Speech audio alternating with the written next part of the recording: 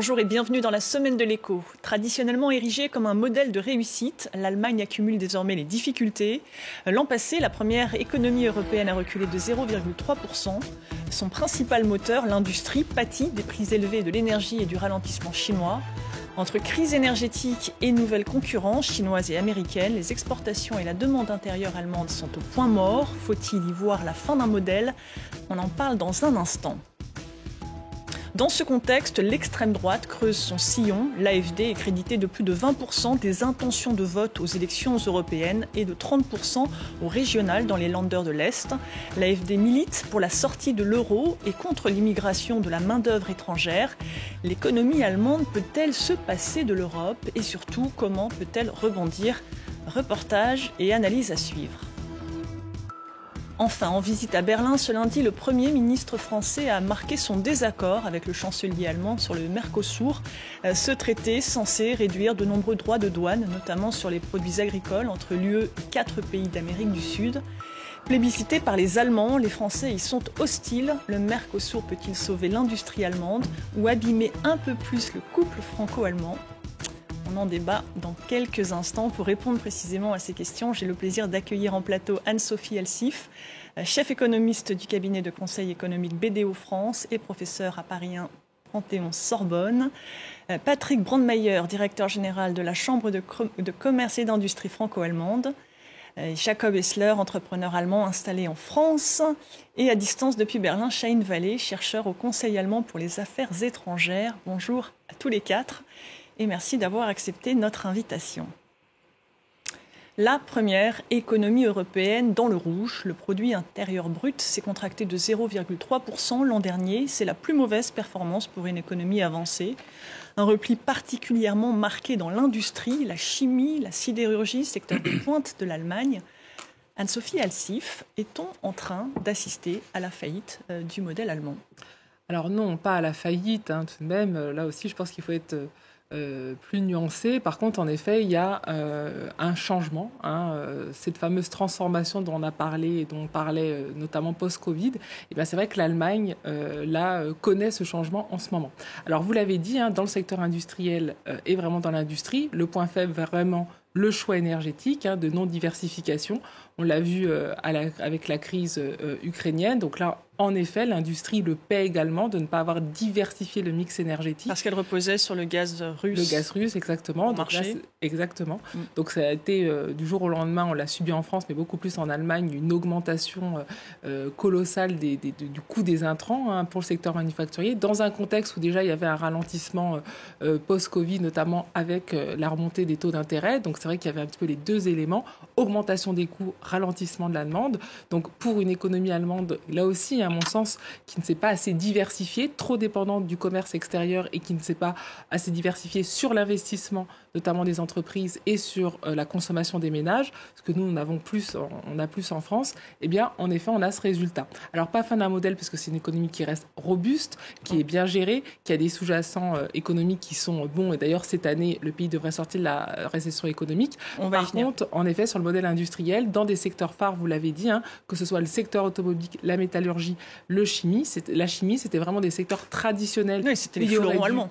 Avoir des investissements, et d'ailleurs le rapport des 5 présidents donc en Allemagne le préconisait il y a 15 ans, d'avoir un investissement plus important dans tout ce qui est industrie, data, données et immatériel pour justement prendre le cap. Et c'est vrai que c'est ça aujourd'hui, à mon sens, que l'Allemagne paie. Jacob Essler, entre la perte d'énergie russe bon marché et le ralentissement de la demande chinoise, peut-on parler de la fin d'un modèle ? Moi, je pense que le succès de l'Allemagne des derniers 20 ans est basé sur 3 piliers. Le premier pilier, c'est la défense, on l'a déléguée aux Américains. L'énergie et les bons marchés, elle vient de Russie. Et les marchés à la fois d'exportation, mais aussi de manufacturing pas cher, quand on a besoin de réduire les coûts de production, c'est la Chine. Les 3 piliers, vu les changements géopolitiques, ne sont plus du tout les mêmes.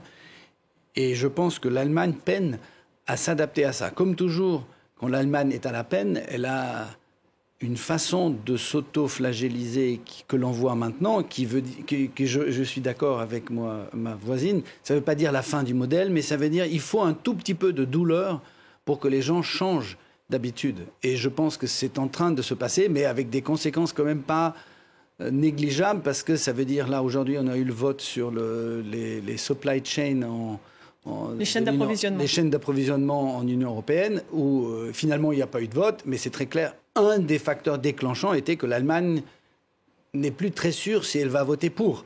Et donc, ça veut dire que la politique du climat, la politique de l'énergie va maintenant obéir à un primat économique et non pas juste une sorte de desiderata politique. Et ça, c'est important.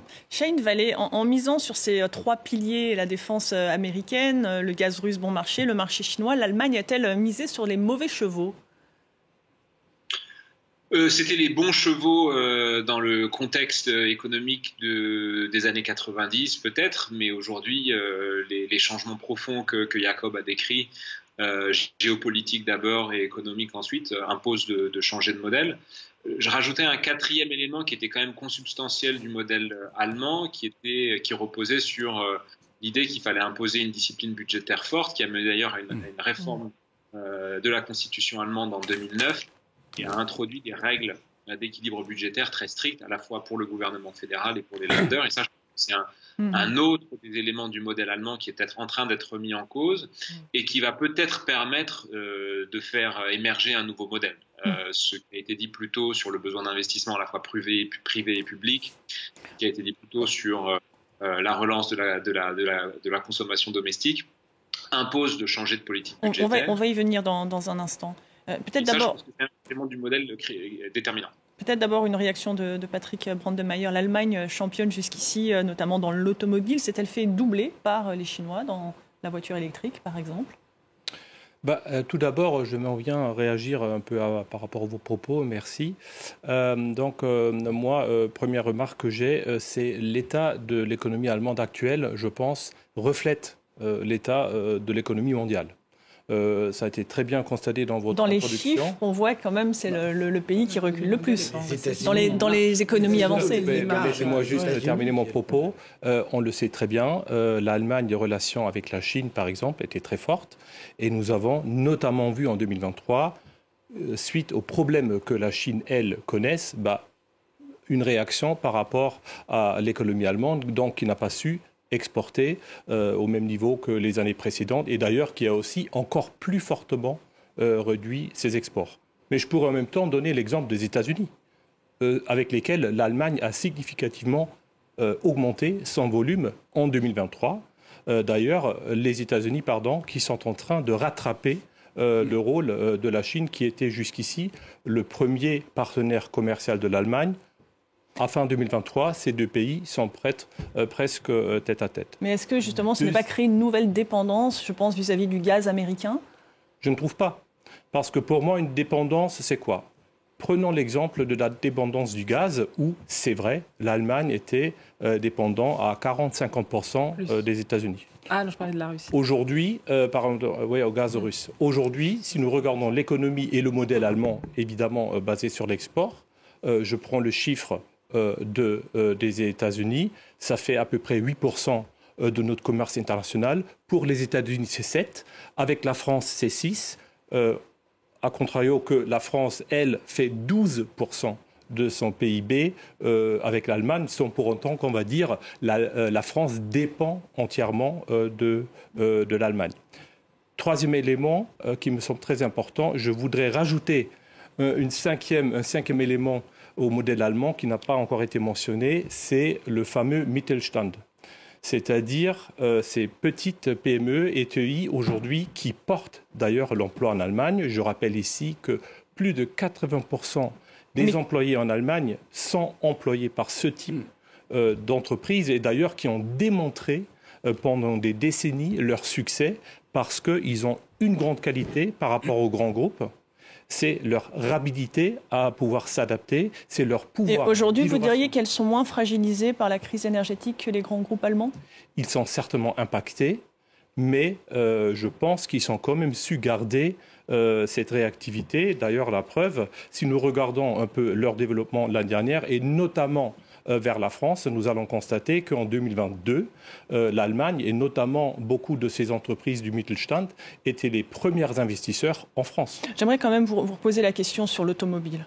sur le fait qu'aujourd'hui, les Chinois sont eux-mêmes capables de construire des voitures électriques. Est-ce que l'Allemagne s'est fait doubler sur son propre terrain ? Deux éléments de réponse. Je pense, ça a été déjà dit, je ne vais pas vous dire qu'aujourd'hui, l'industrie allemande en Chine, c'est numéro 1. Par contre, ce qui est très important, regardons le marché chinois. Le marché chinois, l'électrification du véhicule de ce marché se fait par les petites voitures.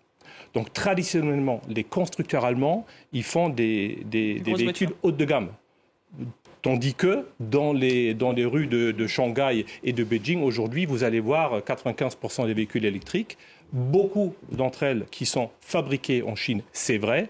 Mais encore une fois, ça ne veut pas dire pour autant que l'industrie automobile allemande n'est pas en train de se préparer. Et je suis d'accord avec vous. Évidemment, il faut aussi rattraper peut-être le retard que... Et d'ailleurs, je le rappelle, l'automobile européenne a peut-être pris. Et d'ailleurs, ça se fait, et encore une fois, dans une bonne coopération franco-allemande. Je rappelle l'exemple ACC, ici en France, dans le Nord, où Stellantis, Total, Saft et Mercedes ont donc conclu une alliance pour effectivement contrer ce type de challenge. On va revenir sur la question des investissements. Anne-Sophie Elsif, on a vu qu'ils étaient eux aussi en berne. C'est quoi ? C'est la faute à des taux d'intérêt qui ont augmenté et qui donc renchérissent le coût du financement, ou à cette fameuse rigueur allemande ? Alors, ils sont en berne, c'est vrai que c'est quelque chose qu'on voit partout dans la zone euro en raison de la hausse des taux, donc ça c'était voulu, ralentissement pour freiner l'inflation. Voilà, exactement. Par contre, en Allemagne, je reviendrai un petit peu sur les éléments que vous avez cités, le fameux Mittelstand, en effet, c'est une force. Nous, on l'a beaucoup jalousé, on vous envie beaucoup en France, parce qu'on a beaucoup moins de fameuses entreprises à taille intermédiaire. On se demande pourquoi, on aimerait en avoir plus, parce qu'elles sont plus exportatrices, donc tout à fait. Par contre, à mon sens, la grande faiblesse, c'est leur spécialisation sectorielle.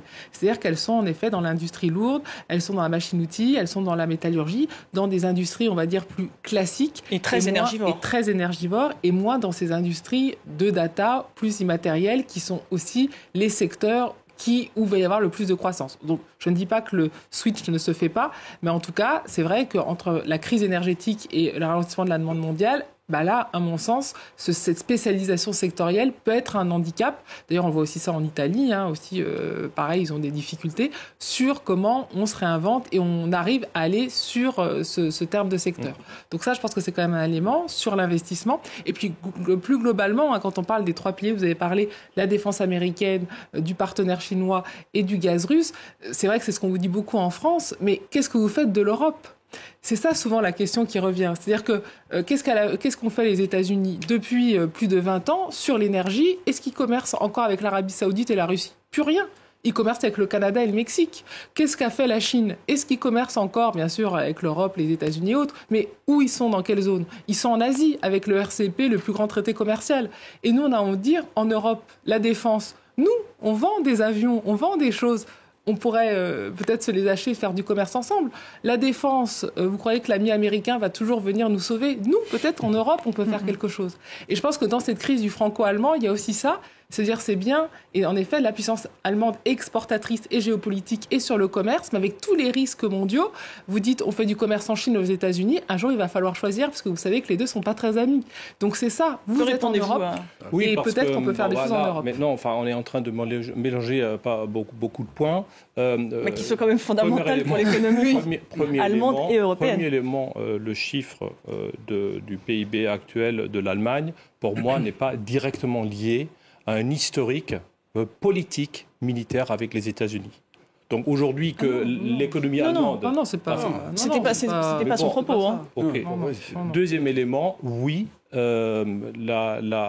l'Europe essaye, et d'ailleurs l'Allemagne aussi, je rappelle quand même, nous avons des grands acteurs dans le domaine de la défense, et d'ailleurs là aussi j'ai envie de citer des bels exemples entre la France et l'Allemagne. La société Renk, qui a fait son entrée à la bourse il y a 2 jours, qui est parti avec plus 17%, démontre clairement, numéro 1, que l'Allemagne et l'industrie allemande est bien engagée dans ce secteur. Et numéro 2, que là encore, les choses ne se font pas seules en Allemagne, les choses se font avec nos partenaires. Mais il y a tout de même, pardonnez-moi, il y a tout de même cette règle budgétaire. En novembre dernier, la Cour constitutionnelle a déclaré inconstitutionnel un fonds spécial hors budget destiné à décarboner l'industrie. Comment interpréter cette mesure au moment où il faut précisément multiplier les investissements dans la défense, dans l'environnement ? Choisi. Ça, c'est C'est la Constitution. C'est une décision du tribunal qui a donc incité qu'il fallait changer une décision politique qui a été prise au préalable.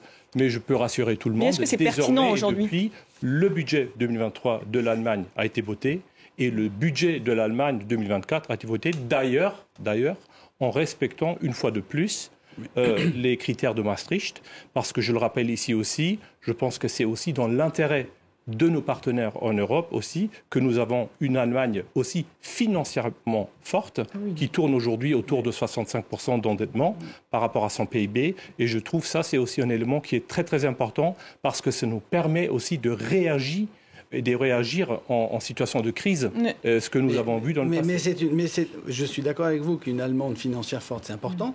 Mais quand l'Allemagne a fait des excédents budgétaires, des surplus en revenus d'impôts dans les années 2010, 11, 12, 13, qu'est-ce qu'elle a fait de cet argent ? Elle l'a gaspillé en faisant des petits cadeaux à droite et à gauche. Elle a loupé les investissements en infrastructures. Pourquoi on explique que 60% des TGV allemands sont en retard, sauf en Allemagne de l'Est, parce qu'on a investi.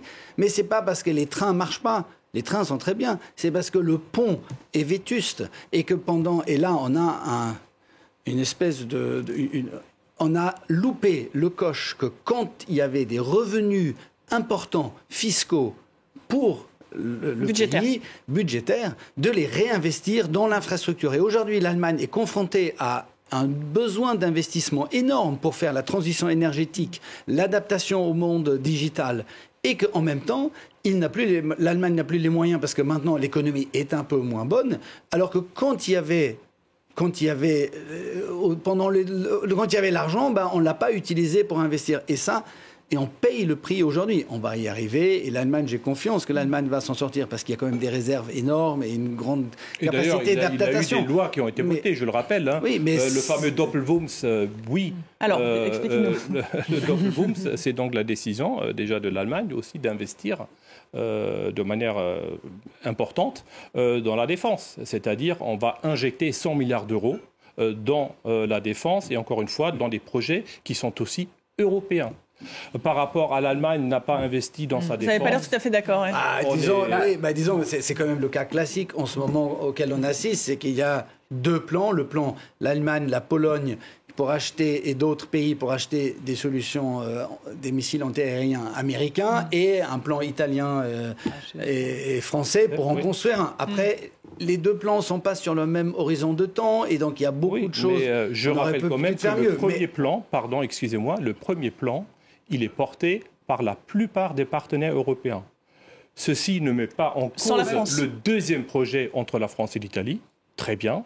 Mais attention, l'Allemagne, les intérêts de l'Allemagne, on en avait parlé, économiquement, ils sont partout en Europe. Je rappelle ici que l'Allemagne fait encore aujourd'hui plus de 50% de son commerce extérieur avec l'Europe. J'aimerais quand même faire réagir Chahine Vallée qui est à distance peut-être. Non, je voulais réagir sur ce que vous avez dit sur les règles budgétaires et je ne partage pas l'opinion de M. Brandemeier qui nous explique que le budget 2023 a été voté, celui de 2024 aussi, et du coup il n'y a pas de souci. Mais il n'a pas été voté ? Est-ce que vous dites que l'Allemagne n'a pas un budget en place qui est voté ?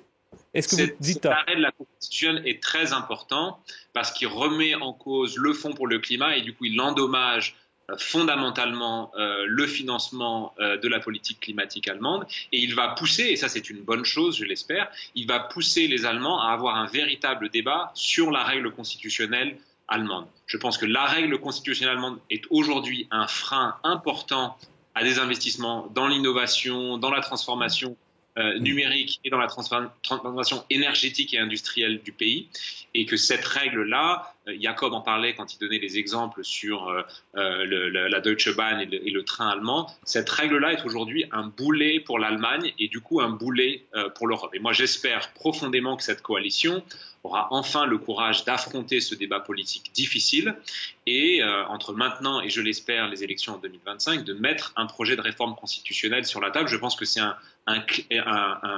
nœud essentiel politique et économique pour l'Allemagne. Vous y croyez ? Et un petit point sur l'investissement dans la défense que vous avez mentionné, les 100 milliards qui ont été annoncés par le chancelier Scholz avec son grand discours sont aujourd'hui très décevants parce qu'on voit très peu de ces projets-là émerger et on voit aucun des éléments européens dont vous avez parlé émerger. Je vous donne deux exemples franco-allemands. Sur le projet de char commun franco-allemand, le ministre de la Défense français et allemand se sont mis d'accord en septembre dernier pour reculer la date de livraison de ces charges de près de 10 ans. Nous sommes dans une guerre terrestre de premier plan et ce que la France et l'Allemagne sont capables de faire aujourd'hui, c'est de reculer ce projet de 10 ans. Et nous n'avons fait aucun progrès sur le projet d'avion de chasse FCAS. Et donc, j'ai quand même du mal à partager votre optimisme sur les investissements que l'Allemagne et que l'Europe fait dans la défense. Quand on regarde concrètement, nous ne faisons pas grand-chose. Et le programme antibalistique que vous avez défendu est un programme qui nous fait faire peu de progrès en réalité, puisqu'il nous fait juste acheter une technologie. Et attention, je n'ai rien à défendre ici. Moi, je commente un petit peu ce que je vois, parce qu'encore une fois, moi, je ne me situe pas à un niveau politique. Mais est-ce que vous pensez que cette règle budgétaire qui aujourd'hui freine les investissements, et notamment au moment où les agriculteurs s'insurgent contre des suppressions d'avantages fiscaux ou des normes environnementales, comment rendre plus acceptable cette transition énergétique dans l'agriculture, mais aussi dans les autres secteurs de l'économie allemande? Comment les accompagner? Laissez-moi quand même dire que je pense personne, et d'ailleurs pas les entrepreneurs et les entreprises en Allemagne, vont dire évidemment, on aimerait bien voir une meilleure infrastructure. Pour moi, ce qui est important, qu'il y a des choses qui ont été votées par ce gouvernement. Est-ce que c'est à la hauteur et aux attentes des entrepreneurs? Non. Si je regarde les positions de ma propre maison, le DIHK en Allemagne, vous allez voir que ce DIHK fait exactement le même constat que vous, monsieur, et d'ailleurs le demande. Mais est-ce qu'en l'état actuel des choses... Les choses ont été, une partie des choses ont été votées. Est-ce qu'on va assez loin? Est-ce qu'on va assez vite? C'est une très bonne question. Évidemment, nous voyons aujourd'hui en Allemagne une coalition qui se heurte, qu'elle veut tout vert, elle veut pas s'endetter et elle veut accélérer dans le renouvelable. Donc évidemment, c'est le challenge que nous avons toujours connu en Allemagne dans le cadre d'une coalition. Et maintenant, il faut laisser, je pense, le temps et le travail à ce gouvernement pour trouver des solutions. De toute manière, c'est rien que nous, au niveau de l'industrie, on peut influencer. Par contre, je pense aujourd'hui, et monsieur qui habite à Berlin va pouvoir le constater, je pense, nous voyons quand même une pression qui augmente sur le gouvernement allemand de réagir par rapport à l'industrie. Et donc là, je pense qu'il y a un momentum qui est en train de se créer. Et je pense que c'est ce momentum-là qui pourrait nous aider. Parce qu'encore une fois, tout ce qui aide l'Allemagne et l'industrie allemande a un impact direct sur ses voisins. Parce que, je le rappelle encore une fois, l'Allemagne fait 8% de son commerce extérieur avec la France. La France fait 12% de son PIB avec l'Allemagne. Vous parlez de momentum, il y a aussi cette concurrence des États-Unis qui n'hésitent pas à subventionner massivement la transition énergétique.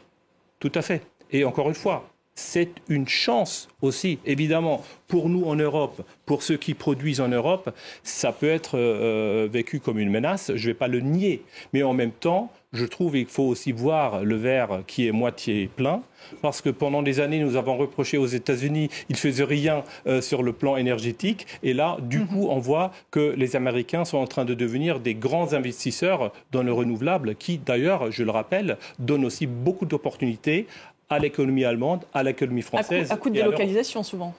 Tout à fait.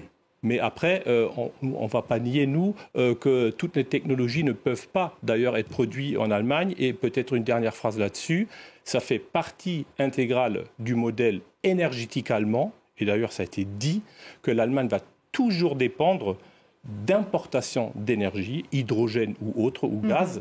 Par contre, ça repose sur un modèle qui est le nôtre, qui est donc les exportations vers d'autres pays, des produits finis, et on l'espère de forte valeur. Excusez-moi, il faut qu'on avance, parce que dans ce contexte, l'extrême droite creuse à elle son sillon. L'AfD est créditée de plus de 20% des intentions de vote aux élections européennes et 30% aux régionales de 2024 dans les Länder de l'Est. Les milieux économiques et industriels s'en inquiètent. Certaines entreprises se mobilisent et se positionnent clairement contre l'AfD. Le reportage de nos correspondants sur place. Dans cette PME de l'Est de l'Allemagne, ils sont indispensables dans la production comme dans les entrepôts. Ici, une trentaine de personnes d'origine étrangère ont été recrutées ces dernières années pour pallier le manque de main-d'œuvre qualifiée. J'ai commencé par un stage de 5 jours et j'ai adoré. Donc, je me suis tout de suite engagé à rester. Le gouvernement a assoupli les règles de l'immigration du travail pour faciliter le recrutement à l'étranger. Mais la région souffre d'un autre problème qui pourrait mettre à mal ses efforts, la montée de l'extrême droite. Dans le Brandebourg, le parti AfD est crédité d'environ 30% des intentions de vote au régional de septembre. Un cauchemar pour le patronat. Je mentirais si je disais que je n'étais pas inquiet. C'est très important que les entreprises se positionnent pour dire que l'extrême droite n'a pas sa place en Allemagne. Et c'est tout aussi important que nous participions aux manifestations contre leurs projets. Depuis 3 semaines, les manifestations monstres contre l'extrême droite se multiplient. Mobilisation aussi sur les réseaux sociaux. Cette chaîne de supermarchés a retiré les produits étrangers d'une succursale pour illustrer et dénoncer la xénophobie. Les grandes entreprises s'inquiètent pour la réputation du pays et son modèle économique. Car le parti d'extrême droite AfD milite également pour une sortie de l'Union européenne et de l'euro, alors que l'Allemagne compte parmi les pays qui profitent le plus du libre-échange. L'AfD veut fermer les frontières, non seulement aux migrants, mais aussi aux marchandises, aux services et aux capitaux étrangers. Et tout cela détruirait complètement le modèle économique allemand. La moitié de nos performances économiques reposent sur les exportations. 60% de ces exports vont en Europe. Et ce modèle-là ne serait plus possible avec l'extrême droite. Selon une étude, la sortie de l'euro telle que voulue par l'extrême droite pourrait détruire plus de 2 millions d'emplois en Allemagne. Chahine Vallée, on voit l'AfD milite non seulement pour la sortie de l'euro et de l'Union européenne. Quelles conséquences pour une économie bâtie sur le libre-échange ?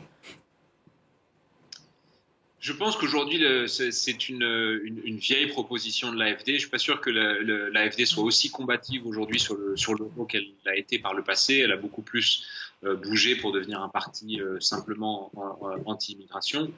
Et je pense qu'il n'y a pas aujourd'hui de soutien en Allemagne pour une sortie de l'euro ni pour une sortie de l'Union européenne, mais il est en train de monter une véritable pression contre une politique migratoire que vous avez décrite. Je pense qu'aujourd'hui, tout le monde reconnaît que une sortie de l'euro et une sortie de l'Union européenne pour l'Allemagne serait une folie. Et on a vu l'AfD qui s'est constituée pendant la crise de la zone euro sur cette ligne politique-là est en train progressivement de l'abandonner à la faveur d'une ligne un peu plus classique et plus répandue en Europe, une ligne d'extrême droite anti-immigration plus simplement. Jacob Hessler, le parti prône aussi un rapprochement avec la Russie et peut-être de nouvelles importations de gaz russe. Ce serait plutôt une bonne nouvelle pour l'industrie allemande. Oui, mais c'est ça la solution de facilité qui est prônée, qui est de dire aujourd'hui le problème de l'Allemagne c'est juste le problème de l'énergie. Si on devient ami avec Poutine, on aurait la résolution du problème. Mais évidemment, ce n'est pas du tout comme ça que ça marche. Le problème démographique fondamental en Allemagne, il est indéniable.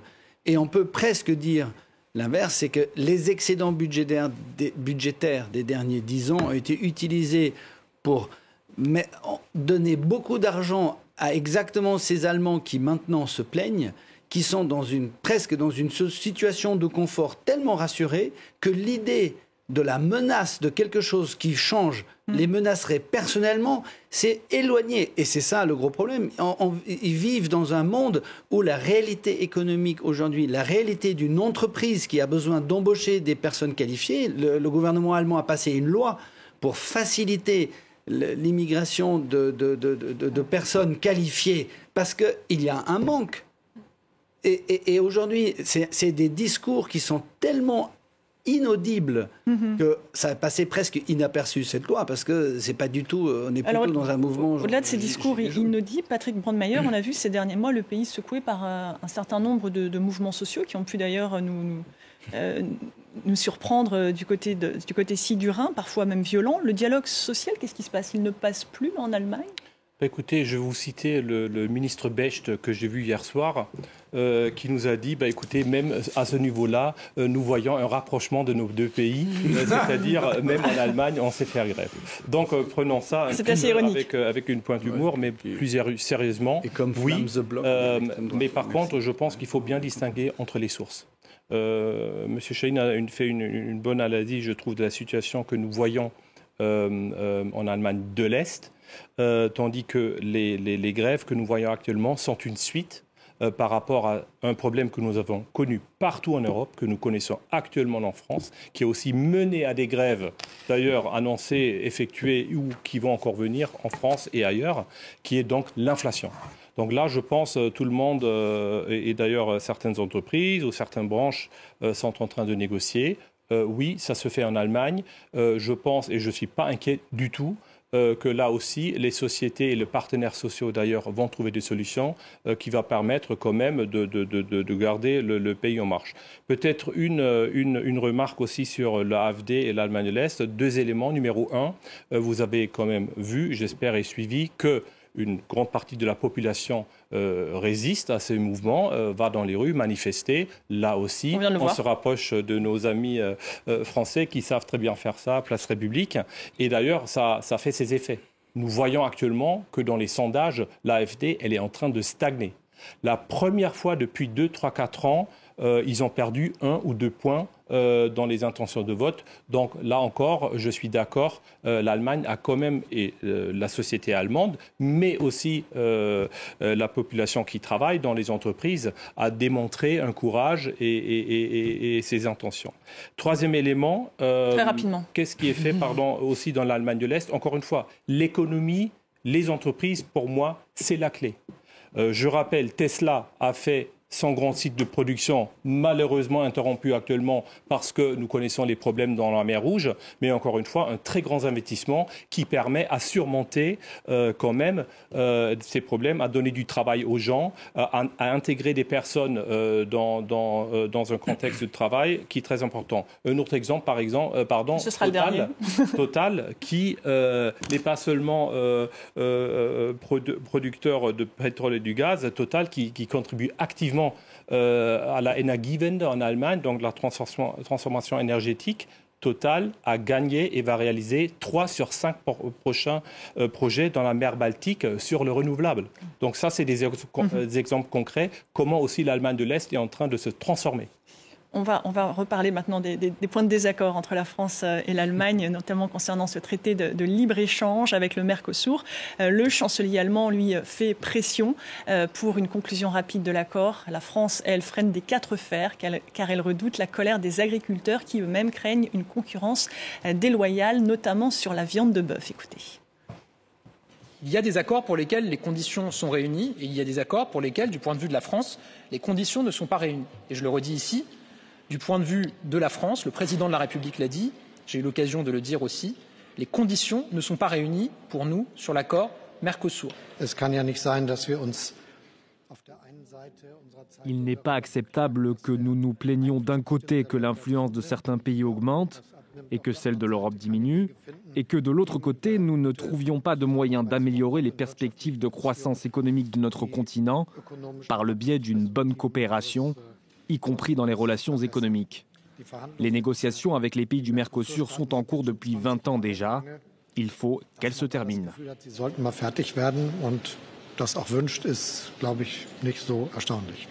Shahin Vallée, l'accord avec le Mercosur représente-t-il d'importants débouchés pour l'Allemagne? Peut-il sauver l'industrie allemande? Non, il ne peut pas sauver l'industrie allemande, mais bien sûr, quand on est un grand exportateur comme l'Allemagne, on a intérêt à ce que ces accords de libre-échange perdurent et se multiplient. Donc la position allemande est parfaitement entendable. Mais je ne pense pas qu'on puisse espérer que cet accord ou un autre d'ailleurs, quel qu'il soit, puisse être suffisant pour sauver l'automobile allemand ou l'industrie allemande des déboires qu'elle traverse aujourd'hui.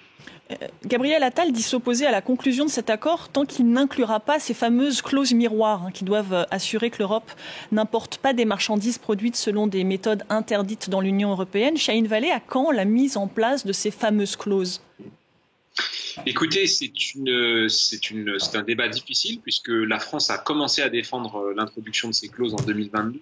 Je rappelle pour mémoire, c'est utile, et le chancelier allemand l'a mentionné dans son discours, que les négociations sur le traité Mercosur ont commencé au début des années 2000. Elles se sont achevées formellement en 2019. Il y avait un accord à ce moment-là, y compris de la France, pour soutenir le traité. qui a été ensuite remis en question quand Bolsonaro a lui-même entrepris une politique en Amazonie que l'Union européenne ne soutenait pas et a voulu suspendre cet accord. Mais à ce moment-là, en 2019, il y avait un consensus sur les grandes lignes de l'accord et la France ne défendait pas à ce moment-là l'inclusion absolument des clauses miroirs qu'elle a défendues qu'à partir de 2022. D'accord. Et ces clauses pour objet, et on peut tout à fait les justifier, de ne pas autoriser sur le marché européen des biens notamment agricoles qui auraient été produites sans respecter des normes européennes. Je pense à l'utilisation de certains pesticides, de certains engrais ou de certaines normes sociales et environnementales.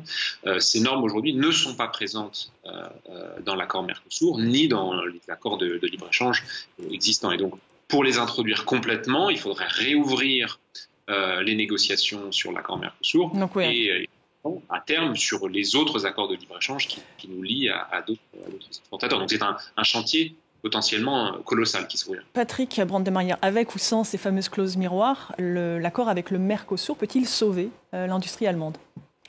En moins d'une minute, je précise. Il ne va pas la sauver parce qu'encore une fois, je pense qu'on est plutôt sur un principe. Le principe, c'est quoi ? L'Europe s'est fait sur des accords sur un marché unique. Et je pense que toute l'Europe, la France, l'Allemagne, tous les pays ont bénéficié de cela. Et si vous voulez, cet accord de libre-échange avec le Brésil, avec le Mercosur, n'est rien d'autre que de prolonger, c'est d'augmenter, élargir ce marché. Et je pense que nous avons tous intérêt à y aller. Je rappelle juste, en Allemagne et en France, l'agriculture correspond à peu près 1,2 et moins d'1% par rapport au PIB. Pour l'industrie, même en France, on est dans une autre taille. L'Allemagne actuellement fait dans les 15 milliards d'euros d'échanges avec le Brésil. La France, plusieurs milliards d'euros, je le rappelle quand même.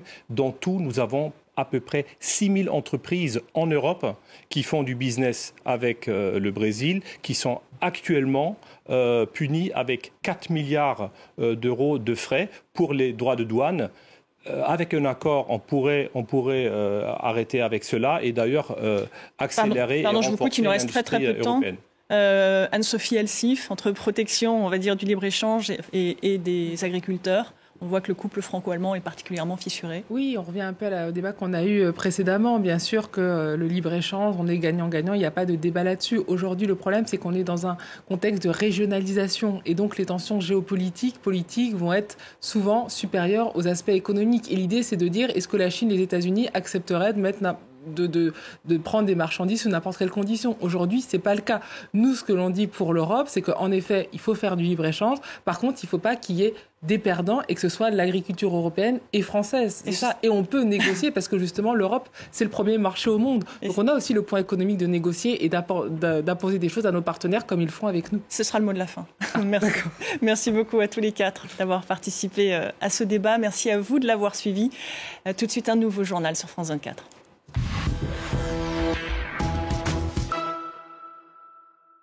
La circulation, c'est le sang de l'humanité, c'est le sang de l'économie. Donc les gens ont besoin de circuler, les gens ont besoin d'échanger. Le débat sur la retraite est intéressant parce qu'on voit que les arguments budgétaires ne portent pas. Il faut prendre conscience que les choses changent, qu'on est dans cette phase de transition. Et ça, je pense que c'est à peu près réglé. On est d'accord. La plupart des gens s'en rendent compte maintenant.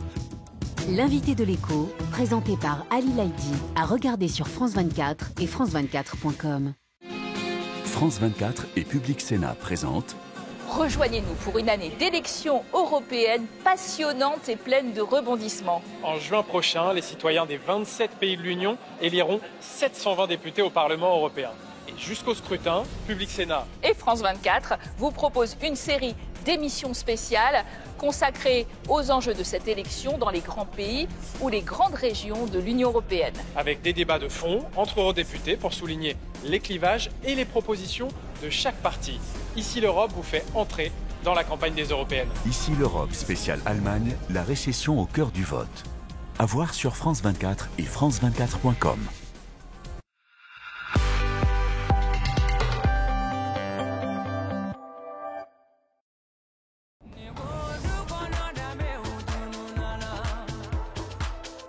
African Corporation, un collectif RFI Talent.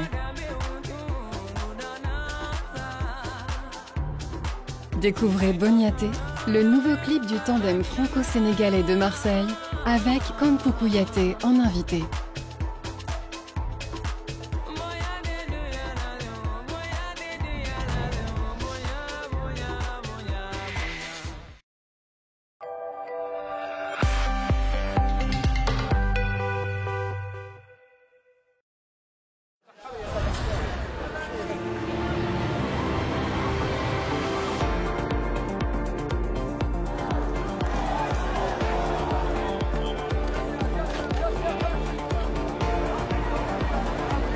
symboles de la ville, aujourd'hui totalement détruits.